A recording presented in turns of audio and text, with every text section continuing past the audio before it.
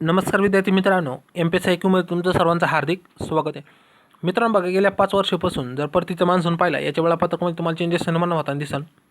किंवा जो परतीचा मान्सून आहे बघा, जो सप्टेंबर 23 सप्टेंबरच्या आसपास जातो किंवा 10 दिवस जर मागे धरला तर 13 सप्टेंबर किंवा पुढे जर धरला तर 3 ऑक्टोबरच्या आसपास हा पाऊस जात असतो. पण तुम्ही जर मागच्या 5 वर्ष डाटा पाहिला तर हा पाऊस कधी ऑक्टोबरमध्ये, कधी 15 ऑक्टोबर, कधी 9 तारीख अशी पाहायला भेटते. तर का पाहायला भेटते आणि हे करंटमध्ये बघा न्यूजमध्ये, तर त्यामुळे आपण याच्यावर व्हिडिओ बनवतोय. त्याचबरोबर जॉग्रफीच्या काही कन्सेप्ट आहेत, जसं की आयनबिंदू, नंतर शरद ऋतू, वसंत ऋतू, त्यानंतर पावसाळा, हिवाळा, उन्हाळा हे कसे निर्माण होतात, ICTZ म्हणजे काय, इंटर कन्व्हर्जंट ट्रॉपिक झोन म्हटलं जातं, एल निनो, ला निनो, अशी भरपूर प्रमाणात माहिती तुम्हाला ह्या व्हिडिओमध्ये पाहायला भेटेल. सुरुवातीला कोणत्या न्यूज आउटलेटनी छापली पाऊस? सकाळी छापली बघा. गेल्या 5 वर्षापासून परतीचा मान्सूनचे वेळापत्रक बदल, याच्यामध्ये 9 वर्षाचा डाटातला आहे. जसं की 2015 पासून पहा, 4 सप्टेंबर ही तारीख होती. त्या 2016 साली 15 सप्टेंबर, 2017 साली 27 सप्टेंबर, 2018 साली 29 सप्टेंबर आणि 2019 साली ही 9 सप्टेंबर होती. तो आणि आत्ता या म्हणलं जातं की 2020ला 15 ऑक्टोबरच्या आसपास जाईल. म्हणजे तारीख ही कशी शिफ्ट होत पुढे चालली. ओके, तुम्हाला सर्वांना माहिती जो पाऊस आहे मान्सून, तो भारतामध्ये कधी सुरू होतो? हा 1 जूनच्या आसपास चालू. मेन जो एरिया आहे इंडियाचा तिथं, आणि अंदमान निकोबार या ठिकाणी कधी चालू होतो? 15 मेच्या आसपास. आणि जो मान्सून पडतो बघा जून ते सप्टेंबरच्या दरम्यान, हा एकूण भारताचा जो पाऊस पडतो त्याच्या 70% हा मान्सून पडत असतो, म्हणजे पाऊस पडत असतो. सुरुवातीला बघा कन्सेप्ट, आपण जॉग्रफीच्या कन्सेप्टकडे येऊ. ही माहिती करण्यामध्ये तुम्हाला सर्वांना माहिती आहे, जे सूर्य आहे बघा इक्वेटर, नंतर वर जे कॅन्सरपर्यंत आणि खाली जे मकर ऋतू आहे बघा याच्या दरम्यानच फिरत असतो. म्हणजे पृथ्वीची कक्षा ही सूर्याभोवती ह्याच कक्षावरून काय होते, फिरत असते आणि थोडे खालीवर प्रमाणात होत असतं. तर तुम्हाला माहिती, ज्यावेळी सूर्य बघा इक्वेटरला असतो, वर सरकताना काय होतं, पाऊस वरच्या दिशेला शिफ्ट होतो, त्याला ICTZ म्हटलं जातं. आणि खाली समजा इक्वेटरवर आल्यानंतर वरच्या साईडला पुन्हा पाऊस, आपण म्हणतो हिवाळा चालू होतो आणि खाली काय होतं, पाऊस चालू होतो आणि उन्हाळा चालू होऊन पाऊस सुरू होतो.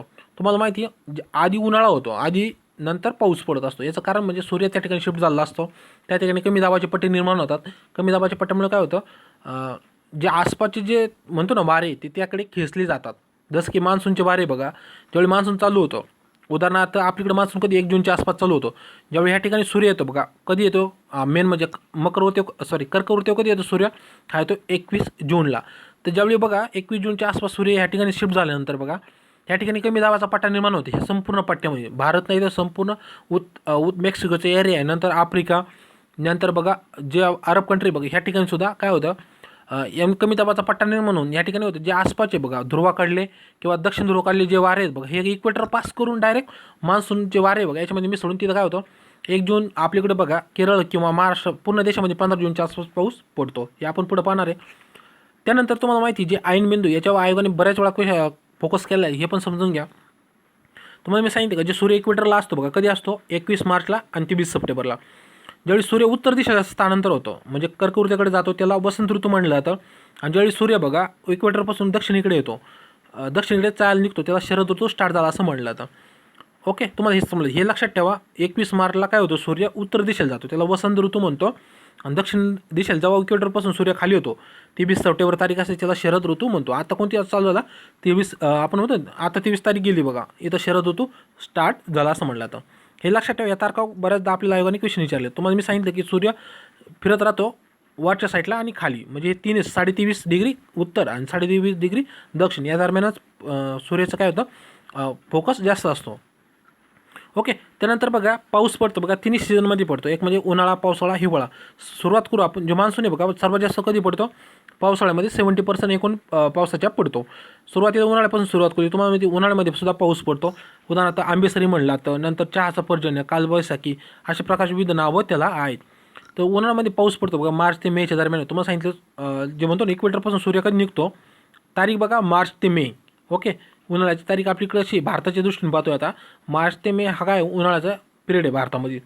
ज्यावेळी 21 मार्च तारीख असते बघा, 21 मार्च, त्याला आपण काय म्हणलेलं आहे, वसंत ऋतू म्हणलेलं आहे. ओके, तर वसंत ऋतूपासून जेव्हा सूर्य बघा कर्क रेषेकडे येतो, या मॅपकडे कर्क रेषेकडे येतो. ओके, 0 डिग्रीपासून जसं जसं येईन बघा सूर्य, आणि रीच कधी होतो, 21 जूनला. 21 जूनला काय होतं, सूर्य 23 डिग्रीपर्यंत येतो. मग त्यावेळी सूर्याची किरणे लंबवर्तुळ का म्हणतो ना आपण, सरळ स्टेटमध्ये कुठं पडतात, आपले जे भारताची तिथे आहे बघा या ठिकाणी पडतात. म्हणजे उन्हाळा सारखा म्हणजे ना त्या ठिकाणी काय होतं, पावसाळा उत्तर भारतामध्ये बघा त्यावेळी काय होतं, दिवस पण सारखा असतो आणि रात्र पण सारखा असते. ज्या ज्या ठिकाणी जाईल सूर्य बघा त्या ठिकाणी जसं की 0 डिग्री आल्यानंतर उत्तर ध्रुव किंवा दक्षिण ध्रुव या ठिकाणी उन्हाळा पण सारखा असतो आणि हिवाळा पण सारखा असतो. म्हणजे उन्हाळा नाही म्हणण्यापेक्षा दिवसाचा कालावधी तोच असतो आणि रात्रीचा कालावधी पण तोच असतो. ओके, लक्षात ठेवा फक्त 21 मार्च कधी वसंत ऋतू, 21 मार्चला इक्वेटरपासून सूर्य कर्क रेषेकडे स्थानांतर होतो आणि कर्क रेषे कधी येतो 21 जूनला येतो. ओके, आता 21 जूनपासून पाहू. ज्यावेळी बघा 21 मार्च ते 21 जूनच्या दरम्यानचा पिरियड हा उन्हाळा मानला जातो. तर यामध्ये काय होतं, जसं सूर्य वर सरकत जाईन बघा. ओके, त्याचबरोबर काय होतं त्या ठिकाणी तापमान जास्त होत चालतं. तापमान जास्त झालं का तिथं काय ऑटोमॅटिक प्रेशर कमी होतो. प्रेशर कमी झाल्यामुळे काय होतं पाऊस त्या ठिकाणी म्हणतो शेजारचे जे थंड वारे आहेत त्याकडे आकर्षले जातात. म्हणजे तुम्हाला सर्वांना माहिती कन्सेप्ट, जास्त दाबाकडून कमी दाबाकडे काय होतं जे वारे आहेत हे वाहत राहतात किंवा ताप शिफ्ट होत चालतो. त्याचप्रमाणे बघा आपल्याकडं गुजरात ह्या भागामध्ये कमी दाबाचा पट्टा निर्माण होतो आणि ह्यामुळेच काय होतं आपल्याकडं मान्सूनला सुरुवात होते. उन्हाळ्यात जो पाऊस पडतो ह्याच त्याच्यामुळे पडतो. त्यानंतर बघा तुम्ही पाहिलं असं 21 जून नंतर पुन्हा जसं जसं खाली होतं तसं काय होईल जे काही वारे आहेत बघा, उदाहरणार्थ आपण उन्हाळ्याचं पाहू, हे नाव ऐकून घ्या पहिल्यांदा. स्थानिक नावे बघा, कालबैसाखी म्हणलं तर पश्चिम बंगालमध्ये, आसाममध्ये चहाचा पर्जन्य, कर्नाटकमध्ये आंबेसरी. म्हणजे हे उन्हाळ्यात जो पाऊस पडतो तो. आता मेन म्हणजे पावसाळ्याकडे येऊ. पावसाळ्यामध्ये तुम्हाला सांगू उन्हाळ्याचा कालावधी किती, मार्च ते मे. मी सांगितलं की याच्यामध्ये कमी दाबाचा पट्टा ह्या ठिकाणी निर्माण होतो आणि पाऊस पडतो. आता मेन म्हणजे मान्सून कसा पडतो त्याच्याकडे येऊ. तर पावसाळा बघा याच्यामध्ये जे मान्सून पडतो बघा, जो कालावधी जून महिन्यापासून चालू होतो सप्टेंबर दरम्यान, यामध्ये 70% पाऊस भारतामध्ये पडत असतो. ओके, इथं तर कळलं तुम्हाला. ज्यावेळी सूर्य बघा कर्क रेषेवर असतो, तुम्हाला सांगितलं की तारीख किती, 21 जून. ओके, 21 जूनपासून 22 सप्टेंबर मानली जाते किंवा 23 सप्टेंबर बघा 0 डिग्रीला सूर्य येत असतो. ह्या पट्ट्यामध्ये काय होतं, जसं सूर्य येत असतो बघा ITCZ तुम्हाला म्हणजे इंटरट्रॉपिकल कन्व्हर्जन म्हणलं तर सूर्य ह्या ठिकाणी शिफ्ट होत चालतो या ठिकाणी. तर ह्यामध्ये कमी दाबाचा पट्टा निर्माण होतो. म्हणजे जसं की केरळ, महाराष्ट्र, ओके, ह्या भागामध्ये कमी दाबाचा पट्टा निर्माण काय होतं, जे आसपासचे वारे जसं की दक्षिण ध्रुवावरचे वारेसुद्धा इक्वेटर क्रॉस करून वर येतात. ओके, ह्या कमी दाबाकडे आकर्षित जातात. त्याच्यामुळे काय होतं ह्याच्या टायमाला काय होतं पाऊस पडतो आणि हे वारे थेट 15 याच्यापर्यंत काय होतं 15 जूनपर्यंत संपूर्ण भारतामध्ये पसरले जातात. मग तुम्हाला समजलं की याला एक रिझन म्हणजे ITCZ आहे आणि हे वारे कसे असतात एकदम प्रबळ असतात, ताकदीशीर असतात आणि थेट हा जो दाब पट्टा निर्माण झाला हा खूप ताकदीशीर असून संपूर्ण वारे काय करतो आपल्याकडे ओढून घेतो. आणि आपण याला एक दुसरं नाव म्हणजे मान्सून वारेसुद्धा म्हणतो. एक नाव दिले मान्सून वारे, अरबी लोकांनी दिले, हे तुम्हाला सर्वांना माहिती आहे. याला एक कारण म्हणजे काय, कमी दाबाचा पट्टा निर्माण झाला. आता हे जे कमी दाबाचे पट्टे निर्माण होतात बघा, हे 2 शाखा निर्माण होतात किंवा जे मान्सून पडतो 2 शाखा निर्माण, 2 याच्याने पाऊस पडतो. एक म्हणजे अरबी समुद्र केरळ ते गुजरात, दुसरं बंगाल उपसागर शाखा, ह्या साईडने ह्या पाऊस जातो. मी इकडून कुठं जे बंगालचा उपसागर शाखा आहे बघा, मेघालय या साईडला हा पाऊस पडतो, जे नॉर्थ ईस्ट स्टेट आहे बघा या साईडला, आणि अरबी समुद्रावरून कुठं केरळ, गुजरात, महाराष्ट्र ह्या भागामध्ये पाऊस पडतो. पावसाळ्यामध्ये पाऊस पडण्यामध्ये ITCZचा मोठा रोल आहे आणि ती एक तारीख आहे तुम्हाला सांगितलं 21 जून ते 23 सप्टेंबर. याच्यामध्ये काय होतं सर्वात जास्त ऊन ह्या भागामध्ये असतं, 23.5 डिग्री कर्क ते 0 डिग्री याच्या दरम्यान. आणि यामध्ये कमी दाबाचा पट्टा निर्माण झाला असल्यामुळे ते काय होतं सर्व वारे त्या कमी दाबाकडे आकर्षली जातात. याला मान्सून म्हणतो कारण नैऋत्य वाऱ्यापासून पाऊस पडतो. ओके, पाऊस तर कळलं तुम्हाला. याच्यावर आपण डिटेल आणून जेणेकरून तुम्हाला समजेल, पण या करंट प्रोस्पेक्टिव्ह आपण माहिती पाहतोय. त्यानंतर शरद ऋतू बघा 22 सप्टेंबरपासून चालू होतो. तुम्हाला सांगितलं की आताच तारीख झाली बघा 22 किंवा 23 सप्टेंबर धरा, कारण रात्रीचा पिरियड धरला जातो 23 सप्टेंबर. ओके, तर यावेळी सूर्य कुठं असतो, कर्क रेषेवर असतो, 0 डिग्रीला असतो, त्याला विषुवृत्त म्हणतो. ओके, पुन्हा एकदा का शरद ऋतू 22 सप्टेंबरला चालू होऊन आपण सूर्य कधी कुठं असतो, हा 0 डिग्रीला असतो, त्याला आपण विषुवृत्त म्हणतो. यावेळी काय होतं शरद ऋतू स्टार्ट होतो कुठं, आपण म्हणतो ना सूर्य ज्यावेळी 0 डिग्रीपासून दक्षिणेकडे येतो मकर रेषेकडे, त्यावेळी शरद ऋतू स्टार्ट होतो. मग त्यावेळी काय होतं भारतात मोठ्या प्रमाणात थंडीला सुरुवात होते आणि ज्यावेळी सूर्य बघा मकर रेषेवर जातो त्यावेळी मोठ्या प्रमाणात थंडी जाणवती. तारीख कोणती आहे 22 डिसेंबर. ह्या 22 डिसेंबरच्या आसपास बघा तुम्हाला सर्वात जास्त थंडी जाणवत. ओके, ह्या टायमाला खाली दक्षिणेत सर्वात मोठा दिवस असतो, उत्तरेला काय होतं सर्वात मोठी रात्र असते, हे लक्षात ठेवा. ओके, आणि ज्यावेळी सूर्य मकर रेषेवर येतो बघा खाली दक्षिणेकडे ऊन जास्त होऊन त्या ठिकाणी पाऊस पडतो आणि उत्तर आपण म्हणतो उत्तर 0च्या वर बघा उत्तर भारत किंवा उत्तर अमेरिका आहे बघा, ह्या भागामध्ये काय होतं जास्त थंडी पडते आणि थंडी पडल्यामुळे काय होतं ह्या टायमाला एक म्हणजे कन्सेप्ट घडते ती म्हणजे बघा ह्या जे वारे आहे बघा या ठिकाणी जे मेनली एरिया आहे बघा म्हणजे भूपृष्ठाचा भाग या ठिकाणून वारे समुद्र दिशेने वाहावं लागतात. ओके, तुम्हाला समजलं की ह्या ठिकाणी मेन जी एरिया आहे त्या ठिकाणी वारे किंवा जास्त दमट वातावरण असतं, त्याला ऑक्टोबर हिटसुद्धा म्हटलं जातं.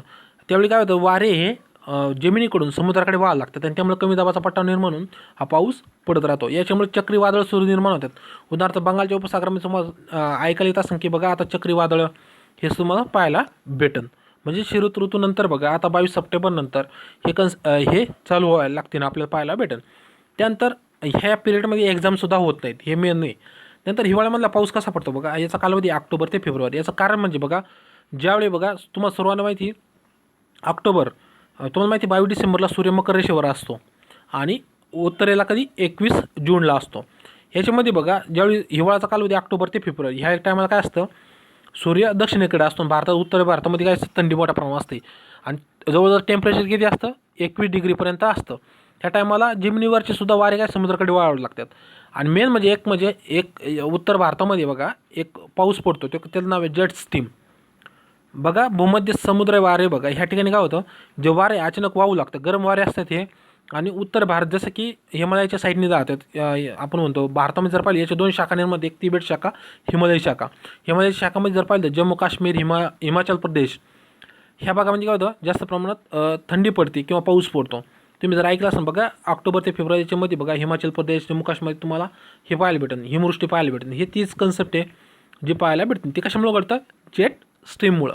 तुम्हाला समजलं की हिवाळ्यामध्ये पाऊस कसा पडतो, हा जेट स्ट्रीममुळे. जर विचारलं जेट स्ट्रीम हा पाऊस कधीचा आहे, हा हिवाळ्यामधला पाऊस आहे. ओके, आता एल निलो बघा, ला निलो म्हणजे काय हे बघा, मान्सून पूर्व काळामध्ये बघा अचानक ऑस्ट्रेलिया ओके आणि अमेरिका, दक्षिण अमेरिका, पेरूचे तटे बघा या ठिकाणी जे हंबोल्ट शाखा आहे बघा या ठिकाणी उष्ण वाऱ्याची जागा घेतली जाते, एल निलो म्हणलं आता. त्याद्वारे काय होतं, उष्ण वारे असल्यामुळे काय होतं, ते पाऊस जे दक्षिण अमेरिका ह्या ठिकाणीच जास्त पाऊस पडतो. आणि हे पडल्यामुळे काय होतं, जे मान्सून वारे येणार होते बघा ते मान्सून वारे काय होतात, त्यांना ताकद एवढी येत नाही, त्याच्यामुळे ते आपल्या भारतामध्ये किंवा ह्या साईडने बघा पाऊस कमी पडतो. आपण एल निलो आणि ला निलोवर सेपरेट लेक्चर आणले ते पाहू शकता. आणि जर कधी असं कधी होतं 7-8 वर्षानंतर बघा ला निलो जागा घेतं, एल निलोसुद्धा त्याच पिरियडमध्ये येतं आणि ला निलोसुद्धा. तर ला निलो जागा घेतल्यामुळे काय होतं, जे दक्षिण अमेरिका आहे बघा या ठिकाणी कमी पाऊस पडतो आणि ज्या भारताचे वारे आहे बघा ह्या ठिकाणी जास्त ताकदशीर होऊन काय होतात, जास्त पाऊस पडतो. याच्यामध्ये तुम्हाला सांगितले मेन म्हणजे बघा शरद ऋतू, वसंत ऋतू हे पाठ करून जा. एल निलो सेपरेट लेक्चर बनवलं आहे ते तुम्ही पहा, तुम्हाला त्याच्यामध्ये भरपूर प्रमाणात माहिती भेटेल. आता इंटरट्रॉपिकल कन्व्हर्जन बघा, हे तुम्हाला सांगितले की ज्या ठिकाणी सूर्य जाईन बघा ओके त्या ठिकाणी कमी दाबाचा पट्टा निर्माण त्या ठिकाणी पाऊस पडत असतो. जसं की 0 डिग्रीला ज्यावेळी सूर्य असतो बघा ओके त्यावेळी दररोज पाऊस विषुववृत्तावर पडत असतो. म्हणजे तुम्ही बऱ्याच पुस्तकामध्ये पाहिलं असेल की विषुववृत्तावर दररोज पाऊस का पडतो, त्याचं कारण म्हणजे काय, सूर्य डोक्यावर असतो किंवा लंबवर्तुळाकार असतो. त्याच्यामुळे काय होतं, जे म्हणतो ना उष्ण वारे वर येतात आणि साईडचे थंड वारे असतात, यामुळे यांची टक्कर होऊन पाऊस पडत असतो. ओके, तुम्हाला समजलं का न्यूजमध्ये. ओके, तुम्हाला हा व्हिडिओ कसा वाटला कमेंट करून सांगा. व्हिडिओ आवडला तर व्हिडिओ लाईक करा, चॅनलला सबस्क्राईब केलं नक्की सबस्क्राईब करा. भेटूया पुढच्या व्हिडिओमध्ये, तोपर्यंत सर्वांना जय हिंद.